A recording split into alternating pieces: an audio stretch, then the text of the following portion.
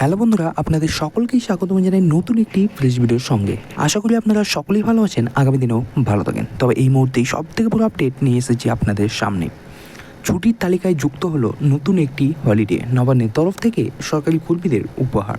আপনাদের সমস্ত কিছু বিস্তারিত জানাবো এই ভিডিওর মাধ্যমে, সুতরাং এক মুহূর্ত মিস না করে সম্পূর্ণ ভিডিওটি দেখতে থাকুন। রাজ্য সরকারের তরফ থেকে ফের একটি ছুটি ঘোষণা। বাঙালি 12 মাসে 13 পর্ণব, এদের মধ্যে জামাই ষষ্ঠী অন্যতম। পয়লা বৈশাখ থেকে বাঙালির উৎসব শুরু হয়, যার কোনো শেষ নেই।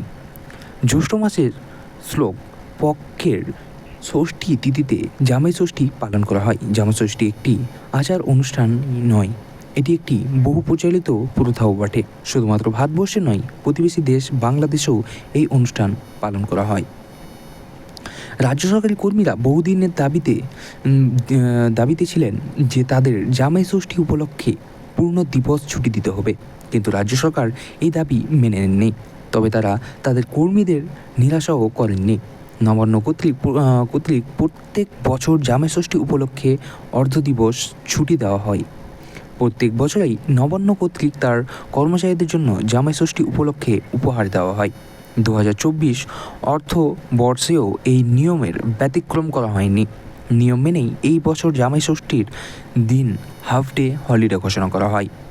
চলিত বছরে 29শে জ্যৈষ্ঠ অর্থাৎ ইংরেজিতে 12 জুন বুধবার জামাই ষষ্ঠী পড়ছে।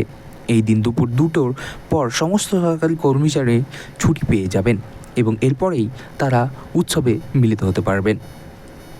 সে সঙ্গে সরকারের বিভিন্ন প্রতিষ্ঠান, শিক্ষা প্রতিষ্ঠান সমস্ত কিছুই দুপুর 2টোর পর্যন্ত খোলা থাকবে। জামাই ষষ্ঠীর আচার অনুষ্ঠানটি জামাইকে কেন্দ্র করে হলেও এই দিন বাড়িতে ছোট থেকে বড় সকলেই মিলে অনুষ্ঠান উদযাপন করে। তাই এই দিন পূর্ণ দিবস ছুটির দাবি করেছেন কর্মচারীরা। তবে নবান্ন থেকে জানানো হয় সম্প্রতি ভোট কার্য সম্পন্ন হয়েছে।